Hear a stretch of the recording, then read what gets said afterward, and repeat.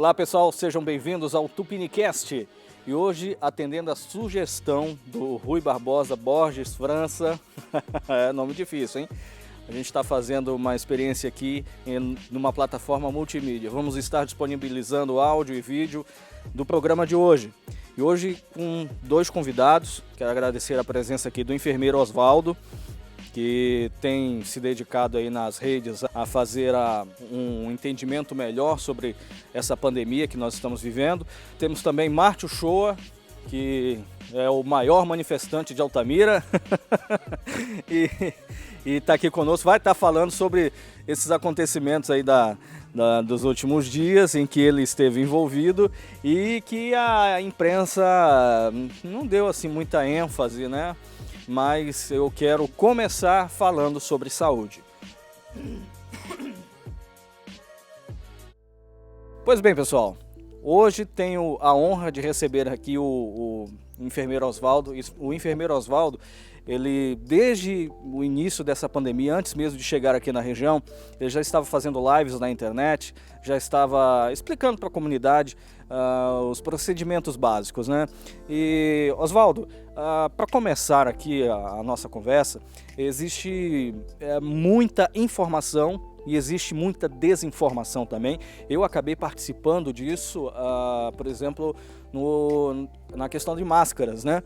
Porque num primeiro momento disseram que todo mundo, que ninguém precisava de máscara, que somente os profissionais precisavam de máscara, ou que só os doentes precisavam de máscara. A verdade é que, assim, houve situação cômica na cidade até de gente amarrando um pano na cabeça, entendeu? E aí depois veio a história que todo mundo tem que usar máscara. Afinal de contas, como profissional da saúde, qual é a recomendação? A gente observa que no decorrer de uma doença dessa, que é uma doença nova, que a gente está tendendo ainda, tendo pouco conhecimento, quer dizer, já se conhece bastante, mas a tendência é que se vá se conhecendo cada vez mais, vai um aumento progressivo do conhecimento sobre a doença. Então a gente pode dizer, nessa gravação de hoje, algumas coisas que nós falarmos pode não ser uma realidade para daqui 15 dias ou para daqui 30 dias. As coisas mudam mesmo e isso foi evoluindo com o decorrer do uso das máscaras. Isso é muito no estágio de transmissão em que o país está. Então, no começo, máscara indicada para profissionais de saúde, para pessoas com sintoma. Depois isso foi abrindo para a população geral e embora não haja algo que realmente seja palpável de dizer que seria muito inviável que todos usassem máscara, acredita-se que o uso geral de máscara de todo mundo pode sim reduzir a quantidade de vírus que você espalha mesmo no supermercado, quando você está andando em locais que tem mais gente, você reduz sim o risco de transmissão ao passo que está todo mundo de máscara. Então, por isso, essas recomendações foram mudando no decorrer da pandemia. Outra coisa, como está, por exemplo, na questão da nossa região aqui, o atendimento para pessoas que estão com o Covid-19? Qual é o procedimento, qual é o protocolo de atendimento que está sendo utilizado? O município, junto com a Faculdade de Medicina, eles elaboraram um protocolo e esse protocolo clínico ele estabelece a possibilidade do médico tratar o paciente na primeira fase da doença. O que é a primeira fase da doença? Estudando essa doença, eles perceberam que, os cientistas perceberam que a doença tem duas fases, vamos dizer assim. A primeira semana, os primeiros 5 a 7 dias, e a segunda fase entre o 5º, 7 dias até o 12º, 13º dia. Então, e a terceira fase indo mais para frente. Então, essa primeira fase da doença, esses primeiros 5 a 7 dias, é uma fase inicial. Até há um tempo atrás, quando a pandemia iniciou, a ideia era que na primeira fase todo mundo ficasse em casa e não procurasse nenhum tipo de assistência. Hoje se evoluiu para a ideia de que na primeira fase você procure o serviço de saúde, principalmente entre o 2º e 3º dia, para você fazer uma avaliação mínima e identificar possíveis riscos. E aí cabe ao médico aí, está bem claro no protocolo, que cabe ao médico tomar algumas decisões do tratamento dessas pessoas na primeira fase. Então existe sim um protocolo com o tratamento, mas é importante dizer aqui que esse tratamento ele vai depender do médico utilizá-lo, o médico tem arbítrio de escolher, assim como toda doença, o médico escolhe um tratamento.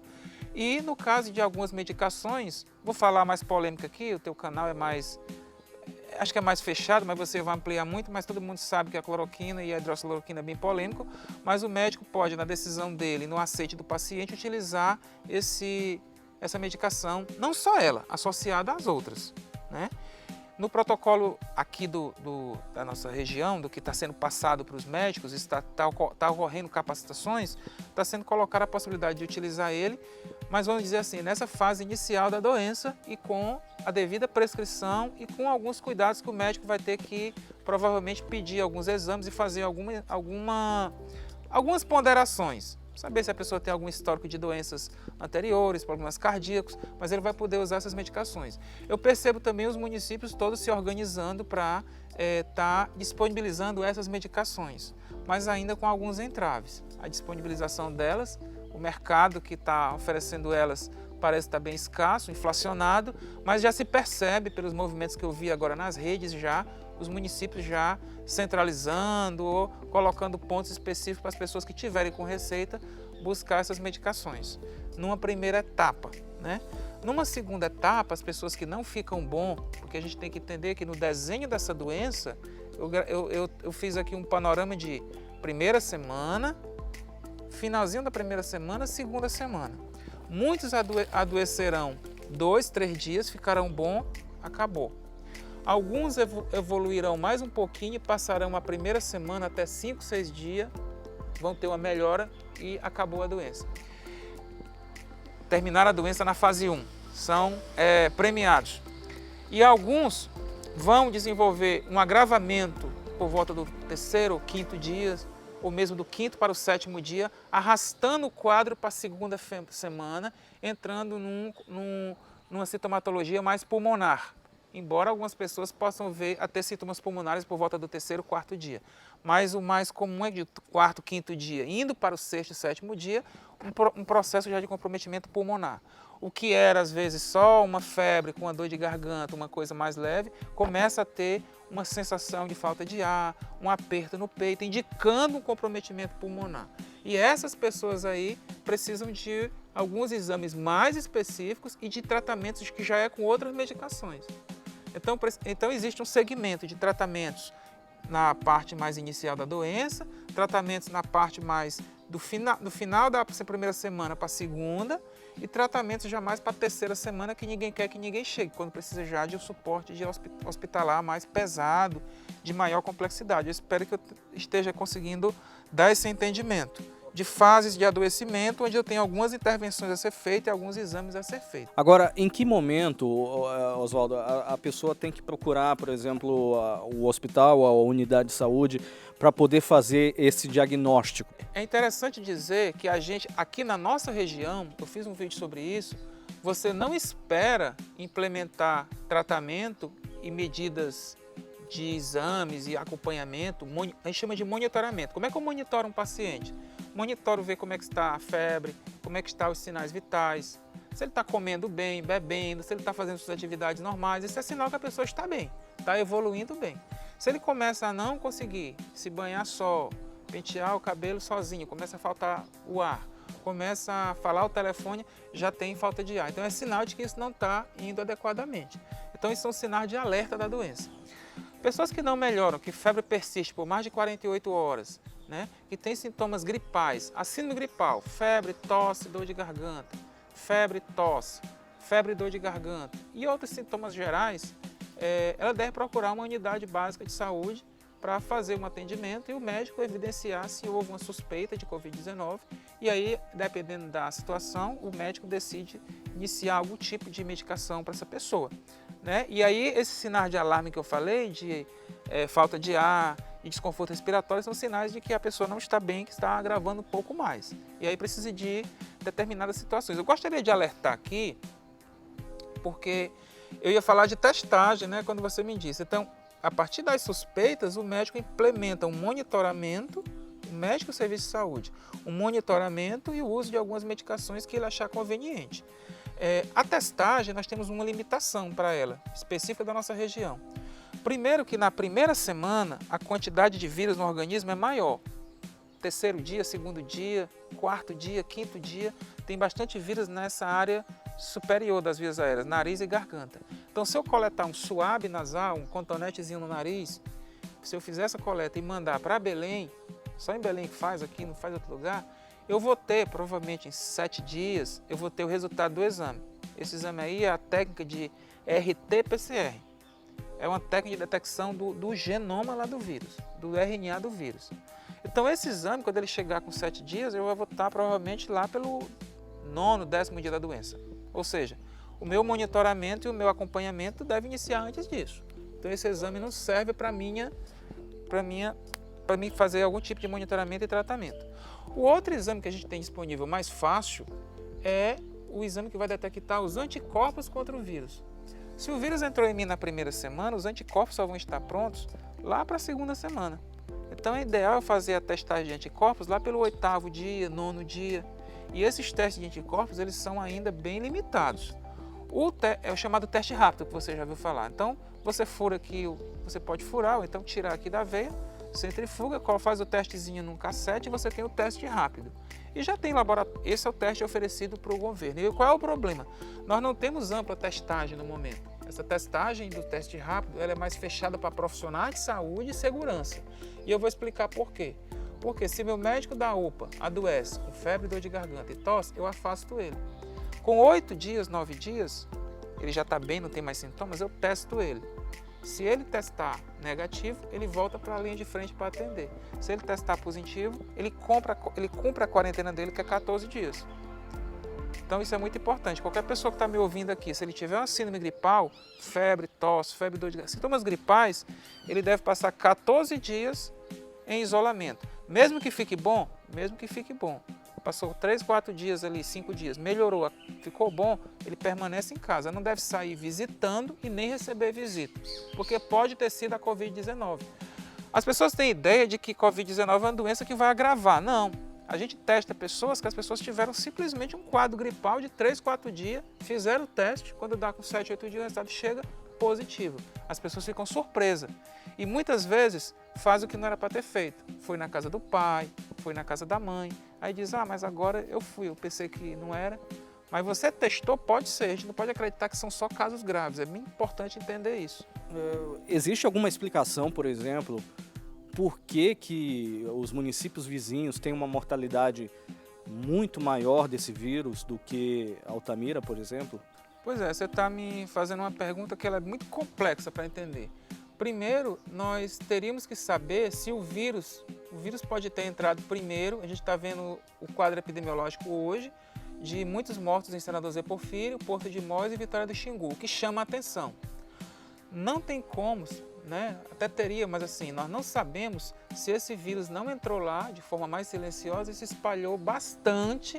E quando foi se perceber, o vírus já tinha se espalhado muito e já estava chegando nas pessoas que estão lá acamadas, que estão lá mais debilitadas. E eu tenho visto até pessoas mais jovens morrendo. Então, assim, a gente teria que saber se esse vírus chegou mais cedo. Para isso, teria que fazer uma testagem bem ampla lá, né? Jogar bastante teste lá.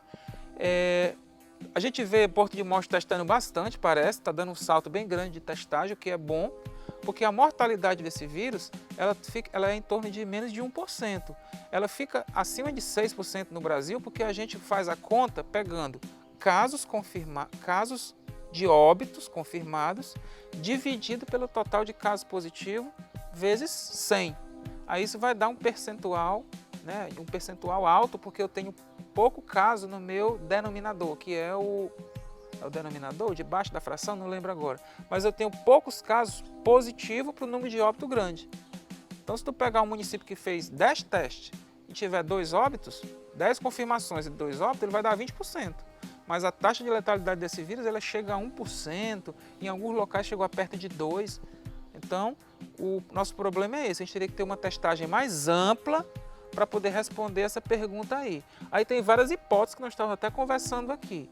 O Manaus viveu um problema muito sério, tem uma rota de embarcação Manaus, Macapá, Santarém, isso pode ter pego Porto de Mós, não sabemos disso, mercadorias que vêm, alguma coisa desse tipo, isso pode ter pego nossas cidades, tudo é hipótese, não estou afirmando nada, Porto de Mós, Senador Vitória. ao mesmo tempo, em Altamira, nós tivemos uma enxurrada de pessoas que vieram de Belém quando estava no fechamento das capitais.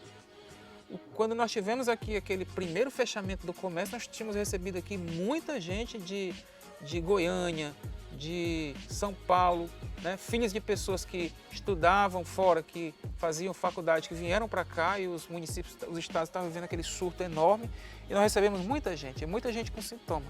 Então, ao mesmo tempo, ficamos também sem saber o que pode ter acontecido. Então, é muito relativo, é muito difícil responder esse tipo de pergunta. Né? Enfermeiro Oswaldo, eu agradeço esses esclarecimentos, a gente vai conversar ainda, né? Mas agora eu queria colocar na conversa aqui também o Marte, que esteve em um manifesto aí, um manifesto solo, né? E também foi relacionado a esse tema da Covid, né? Pelo que você havia me falado aí offline. E eu gostaria que você explicasse aí, Marte, qual foi essa ideia desse manifesto aí, enfim. Eric, o que me levou a essa manifestação foi uma sequência de situações na questão da saúde aqui em Altamira, né? Eu entendo que nós, assim, nenhum país no mundo, nem mesmo o Brasil ou cidades no Brasil estavam preparadas para uma pandemia. Na verdade, poucos países estavam preparados para uma pandemia, né? Mas Altamira, ela recebeu uma injeção de dinheiro aqui muito grande.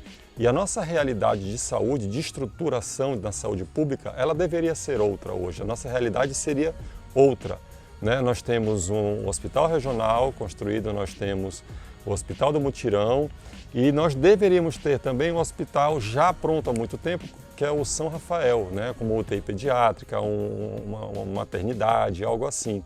E os postinhos de saúde das UBS funcionando de modo muito mais responsável e preparado, né? A saúde em Altamira deveria ter uma outra realidade. Eu não estou falando de profissionais, eu estou falando de gestão pública. Essa que é uma grande questão. O que aconteceu naquele dia, né? Na verdade, assim, no dia 12 de maio houve uma reunião da Câmara que eu acompanhei online e alguns vereadores da base ali estavam afirmando que havia medicação nas UBSs, né? Que havia medicação para a população, havia medicação disponível para a população. Mas outros vereadores questionavam e diziam que não tinham. Numa quinta-feira, eu fui em uma dessas visitas acompanhando dois vereadores em UBSs e eu vi ali claramente, isso foi na quinta-feira, dia 14 já, essa visita, na parte da manhã. E eu vi ali claramente que não havia essa medicação não, que aquilo ali era conversa. E o que eu estava sentindo falta, né? Percebendo, assim como toda a população de Altamira. Comunicação institucional da prefeitura, o que está sendo feito, a apresentação de um plano de combate ao coronavírus, né, aqui no município, isso eu estou falando institucional. E também demonstração, né, pública ali de medicamentos, transparência. Eu não estava vendo transparência. E eu vi que tem vídeos aí circulando desses vereadores fazendo visita e tudo, né? Foi comprovado que não havia medicação em todas as UBSs e que a população estava voltando para casa, até hoje ainda volta para casa sem medicação, mesmo com receita na mão, né, do médico. Naquele mesmo dia à tarde, no dia 14 de maio, havia um parente meu que estava com todos os sintomas do Covid. E o quadro dele estava piorando, né? E a gente estava precisando de medicação para ele. Um tio meu me ligou, Marte, corre aí nas farmácias, dá uma olhada aqui que você consegue encontrar, vai atrás de azitromicina, vê se tem hidroxicloroquina, o que tem de medicação, ivermectina, vamos ver. E o fato foi que eu não consegui encontrar nenhum desses medicamentos disponíveis. Isso no dia 14 de maio. De manhã eu fiz a visita nas UBSs, acompanhei, e na parte da tarde eu fui atrás de medicamento pago, farmácia, para comprar para um parente meu e não havia. Quando foi um pouquinho à noite, nesse mesmo dia, por volta das 19 horas, umas discussões, umas conversas dentro de um grupo de WhatsApp sobre essas questões do combate ao coronavírus. Eu vi ali diversas pessoas, eu não vou citar aqui, mas eu vi diversas pessoas falando que alguém deveria fazer alguma coisa, cobrando das autoridades, cobrando, e na verdade eu comecei assim, a chegar no limite de esperar as lideranças de Altamira, as pessoas que estão à frente aí, que têm a responsabilidade de cuidar do município, né, especialmente o prefeito. Eu cheguei num limite ali e lembrei que era o aniversário dele e propus fazer uma manifestação no modo como ele gostava, mas de um jeito que ele não fosse ficar muito satisfeito. Então eu propus de ir realmente ali para frente da casa dele, né, fazer uma circulação ali, uma espécie de uma carreata, um buzinaço. E eu imaginei que algumas pessoas não poderiam ir, mas eu tinha colocado para mim que eu iria, e eu fui. E eu fui mesmo lá e fiz essa manifestação, levei panelas também, porque logo de manhã começou a circular imagens, né, de que a rua já estava trancada, já estava isolada, já tinha policiamento. E aí eu decidi levar panelas também para poder, se eu não conseguisse entrar de carro ali na rua do prefeito, eu pelo menos bater panela. Durou mais ou menos uns 8 minutos essa ação, foi tudo registrado em live. Eu procurei respeitar a autoridade policial, não entendi que eu estava descumprindo nenhum decreto. E aqueles prints que surgiram aí, Marte, e de que essa ação teria sido orquestrada, inclusive, pelo vereador Marquinhos e que ele estaria bancando combustível para as pessoas irem. Saiu um print de WhatsApp. O que você tem a dizer a respeito disso? Érico, são fake news, né? São coisas que são criadas, são preparadas por pessoas aí para poder desqualificar quem está. Eu imagino quem seja, não tenho provas, então não dá para citar. Eu vi que algumas pessoas compartilharam isso, mas você viu que não teve ninguém, né? Foi só eu. Então, para que gasolina, para que as coisas todas aí, se não havia uma carreata? Então foi uma coisa mesmo minha, eu criei essa história. Uma outra pergunta, por que não fazer essa manifestação na frente da prefeitura? Já que você queria chamar a atenção do prefeito, enfim, a prefeitura é o local de trabalho dele. Mais ou menos, Érico. A prefeitura é muita gente, né? Prefeitura, você não está responsabilizando ali de imediato a pessoa. E, teoricamente, né, o prefeito está trabalhando home office. Teoricamente, ele está trabalhando home office, assim como eu estou trabalhando home office e muita gente em Altamira home office. E a ideia foi realmente ali, como era aniversário dele, procurar ele na casa dele mesmo, ali no ambiente dele. É uma quadra muito grande, aliás, a casa dele está dentro de uma quadra, ocupa a quadra quase toda. E a proposta seria fazer um buzinaço mesmo ali para chamar a atenção. Eu acho que a gente conseguiu isso daí. As pessoas ficaram preocupadas, me perguntando, né, se eu tinha sido preso, o que tinha acontecido, se eu estava respondendo processo. Não respondo processo nenhum. Eu fui conduzido à delegacia, quero até agradecer assim, a forma como foi feita, né, da Polícia Civil, da Polícia Militar, toda a abordagem sempre respeitosa. Eu também procurei tratar com respeito, ouvindo primeiro e depois respondendo, e me entendendo no meu direito de manifestação. E o que acontece é que eu fui apenas prestar esclarecimento porque o prefeito fez um boletim de ocorrência se dizendo que estava com medo de mim, né? Então, porque eu prometi ir lá soltar a pistola. Mas eu não fiz isso, não soltei pistola. Imagina, eu até fiquei pensando depois assim, como é que eu vou soltar a pistola todo cheio de álcool em gel? Não é muito apropriado brincar com fogo nesse momento, converso com álcool em gel. E as minhas armas eram, na verdade, ali, né, a minha voz, a minha fala e 2 panelas. E depois desse manifesto, você lançou um vídeo com 5 propostas para a reabertura, né, do comércio e da retomada do crescimento de Altamira. Você poderia falar assim, rapidamente o que seriam essas propostas, não como detalhada, que nem no vídeo lá, mas rapidamente para a gente poder dar uma discutida aqui como o assunto final da nossa entrevista? Os passos são 5, né? E são bem óbvios e simples. Eu só queria comentar o seguinte, para mim, eu entendo, isso aqui é uma opinião pessoal, essa pandemia já virou virose, sabe? Na verdade, sempre foi uma virose, né? Vírus. Então, por que eu digo isso? Porque existem medicamentos já aqui para a nossa realidade que já tratam as pessoas. E aí eu enquanto profissional liberal, precisando de empresas trabalhando também, de empresas funcionando, e também enquanto cidadão, que vou precisar em algum momento de medicação, porque essa virose ela está aí e eu acredito que muita gente vai pegar ainda, eu posso vir a pegar, você que está assistindo pode vir a pegar, então é necessário que a gente tenha medicação. Eu criei 5 passos que são, o primeiro deles é ter EPIs, né, para os profissionais de saúde. Nas visitas a UBSs aí que nós fizemos, eu vi uns EPIs, gente, que sem qualidade, que eu visivelmente não oferecia proteção aos profissionais de saúde. Eu achei uma falta de respeito muito grande da gestão pública do município com esses profissionais que estão ali na linha de frente. Né? E isso, inclusive, é uma coisa que está solicitada por carta, né, assinada por 68 médicos. Eu também pedi medicação, que foi o que eu fui fazer na frente da casa do prefeito. Eu fui pedir medicação para a população, fui exigir medicação. Então, é importante que todas as unidades básicas de saúde tenham medicação, né? Outra coisa que eu proponho também é a abertura urgente do hospital de campanha. O governo do estado já assinou com o município e já repassou, acredito até nessa altura, a verba, né? Um convênio para a construção do hospital de campanha. O município, inclusive, hoje é dia 23 de maio, o município, inclusive, quer construir ao lado do centro de eventos ali, na perimetral, contra a recomendação do governador, que seria ao lado do hospital regional, e contra a parcela muito grande de pessoas que acreditam que o ideal é ser construído ao lado do hospital regional. Quarto passo. O agendamento da reabertura do comércio de Altamira, para ele acontecer exatamente no mesmo dia de inauguração do hospital de campanha. Né?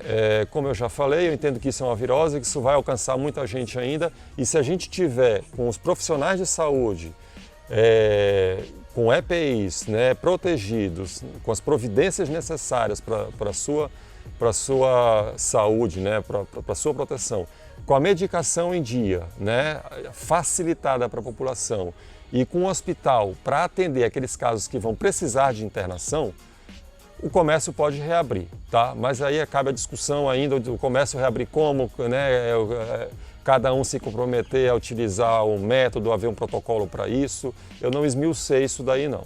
E o quinto passo é a retomada das aulas, a abertura dos colégios, das universidades, das escolas. Eu acredito que não dá para os estudantes perderem a aula não, e é preciso voltar a estudar. Bom, enfermeiro Oswaldo, você ouviu aí os passos, você acha que o Márcio está muito otimista? Como profissional da saúde, o que você pensa a respeito dessas ideias? Essa resposta é muito difícil. Uma vez que eu tomo a medicação, na fase inicial, eu não sei se eu seria um potencial candidato a ir para a fase grave, e aí, uma vez que o médico não quer pagar para ver e ele não tem uma alternativa e o paciente não quer pagar para ver, ele tem a alternativa mais viável, que seria o uso de um tratamento, embora, vamos dizer assim, em uso experimental, fazer esse tratamento. Então, assim, para resumir bem, é pouco tempo ainda, temos que esperar para ver o que vai acontecer, né? E ver o comportamento disso em Altamira, porque a gente também está em fase de evolução da doença.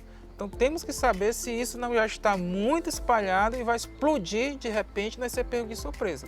Então eu acho que nós temos que esperar aí mais uns 15 dias para ter um cenário melhor.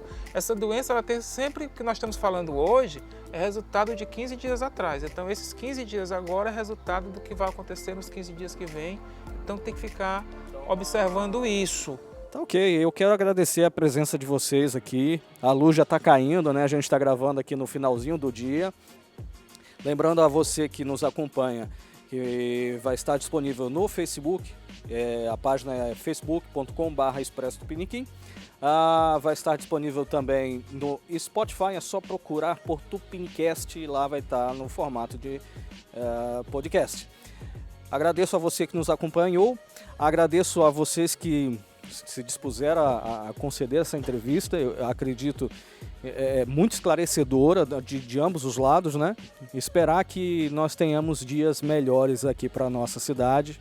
mais uma vez, obrigado a vocês. Obrigado, quero agradecer pelo convite e estou à disposição para mais participações. Obrigado, Oswaldo. Obrigado, eu que agradeço. Espero que eu tenha contribuído, né? Com certeza Não sei contribuiu. se as informações ficaram bem claras, mas tem muito conteúdo, tem muita coisa e eu quero dizer que as coisas vão mudando e a gente vai mudando conforme a realidade das desenvolvimento. Inclusive, eu quero recomendar você que nos acompanhar o Oswaldo também. O Oswaldo tem feito bastante live, tem sempre contribuído com informações aqui na nossa cidade, com informações locais, né? O que é importante, porque isso muda de um lugar para outro. Mas é isso. Muito obrigado. Até a próxima.